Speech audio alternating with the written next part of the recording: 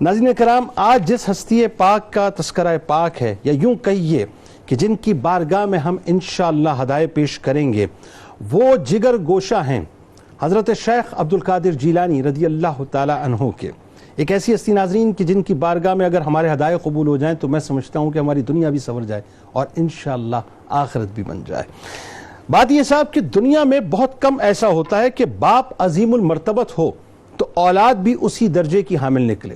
لیکن اگر ایسا ہو جائے تو لوگ ایسی اولاد کو سپوت سمجھا کرتے ہیں کہ واقعی یہ صرف اس بڑے باپ کی اولاد ہی نہیں ہے بلکہ حقیقتاً اس منصب کے حقدار بھی ہیں۔ حضرت سیدنا شیخ عبدالقادر جیلانی رضی اللہ تعالیٰ عنہ کی ناظرین روایات میں آتا ہے مختلف ازواج سے تقریباً 49 اولاد امجاد ہیں۔ آپ کے بیٹوں میں سے ایک بیٹے حضرت شیخ تاج الدین ابو بکر سیدنا عبدالرزاق بن حضرت سیدنا شیخ عبدالقادر جیلانی رضی اللہ تعالیٰ عنہ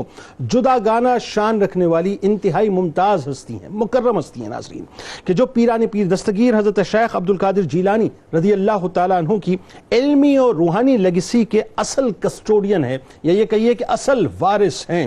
کہ جن کے علمی اور روحانی تربیت خود کسی اور نے نہیں کی ناظرین بلکہ حضرت سیدنا شیخ عبدالقادر جیلانی رضی اللہ تعالی عنہ نے فرمائی۔ اب ناظرین ذرا مقام اور مرتبے کا تعین تو میں اور آپ کیا کر سکتے ہیں، بس ایک جملہ عرض کر کے بات آگے بڑھانا چاہتا ہوں کہ ذرا سوچئے، دنیا کے سارے اولیاء کرام جس بارگاہ میں اپنا سر جھکاتے ہوں، یا یوں کہیے کہ خواجہ معین الدین چشتی علیہ رحمہ جن کے لیے یہ فرماتے ہوں کہ صرف آپ کے قدم مبارک میری گردن پہ نہیں بلکہ میرے سر آنکھوں پر، اگر وہ ہستی ناظرین کسی کی تربیت کرے اور تربیت بھی ان کی کرے جو ان کے جگر گوشے ہیں، تو تربیت کا مقام اور پھر اس ہستی کا معاملہ کیا ہوگا کہ کیا کچھ ان کو عطا کیا ہوگا۔ حضرت شیخ عبدالقادر جیلانی رضی اللہ تعالیٰ عنہ اپنے صاحبزادوں کی تعلیم و تربیت کا اہتمام خود فرمایا کرتے تھے، انہیں بڑے بڑے مکاشفات اور مشاہدات سے روشناس کرایا کرتے تھے، تو جن کی تربیت خود شیخ عبدالقادر جیلانی رضی اللہ تعالیٰ عنہ فرمائیں، یقیناً ان کے مقام اور مرتبے کا تعین میں اور آپ کر ہی نہیں سکتے ناظرین، کہ چونکہ آپ رحمت اللہ علیہ کو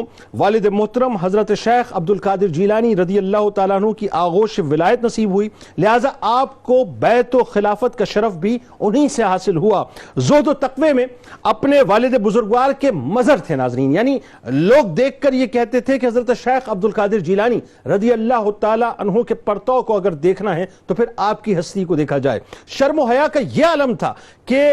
کئی عرصے تک ناظرین، یعنی مسلسل کئی عرصے تک اللہ تبارک و تعالیٰ سے شرم و حیا اور خشیت الہی کی وجہ سے آسمان کی طرف نگاہ نہیں اٹھایا کرتے تھے۔ آپ رحمت اللہ علیہ محبوب سبحانی حضرت شیخ عبدالقادر جیلانی رضی اللہ تعالیٰ عنہ کے حسبی نسبی وارث اور ظاہری و باطنی طور پر آپ رضی اللہ تعالیٰ عنہ کے نائب اور جانشین ہوئے۔ جو کچھ باطنی دولت اور روحانی نعمت اللہ تعالیٰ نے پیران پیر دستگیر حضرت شیخ عبدالقادر جیلانی رضی اللہ تعالیٰ عنہ کو عطا فرمائی تھی، وہ سب کی سب ناظرین، سب کی سب جوں کی توں آپ رضی اللہ تعالیٰ عنہ نے اپنے فرزند سعادت مند کے سینے میں مکمل طور پر منتقل فرما دی۔ آپ رحمت اللہ علیہ گویا ثانی غوث اعظم، یعنی یوں کہیے کہ حضرت محی الدین شیخ عبدالقادر جیلانی رضی اللہ تعالیٰ عنہ کے مکمل طور پہ پرتو بھی تھے اور آپ کے ثانی بھی کہلائے۔ ایک عظیم محدث اور فقیہ ہونے کی بدولت ہی آپ کو تاج الدین کے لقب سے ملقب کیا جاتا۔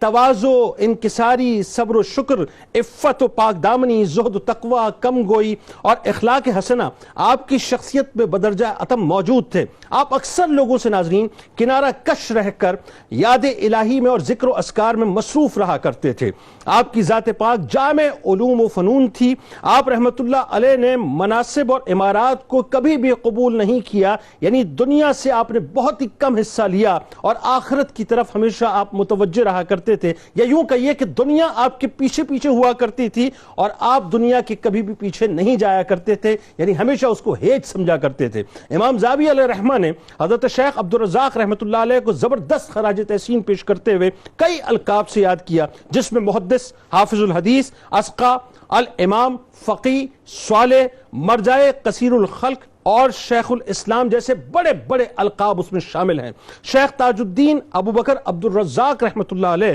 جو سراج عراق اور ائمہ دین کے جمال اور حافظوں کے فخر اور اسلام کے شرف اور اولیاء کے برگزیدہ تھے، انہوں نے ناظرین کرام عالم یہ تھا کہ جتنے بھی علوم حاصل کیے، جیسا میں نے آپ کو بتایا، وہ اپنے والد گرامی سے حاصل کیے، اور حدیث اور درس فتویٰ جو ہے آپ فرمایا کرتے تھے، اور انہی کے فیضان صحبت سے آپ شیخ کامل بنے، اور اللہ تبارک و تعالیٰ نے آپ کو وہ وصف عطا کیا کہ ایک دنیا آپ سے فیض حاصل کرتی رہی۔ آج بنیادی طور پہ آپ کی بارگاہ میں ہم کوشش کریں گے کہ ہدیہ تہنیت پیش کریں، اور آپ کی زندگی، اور خاص طور پہ ناظرین وہ جو 6 اور 7ویں صدی ہجری ہے ناظرین، اس میں جس انداز سے آپ نے دین اسلام کی ترویج فرمائی، تاتاریوں کا فتنہ بھی موجود تھا، دیگر فتنے بھی موجود تھے، لیکن اس کے باوجود کلمہ حق کبھی بھی آپ نے اس سے رکے نہیں، یعنی ہمیشہ اس کو آپ نے بلند فرمایا۔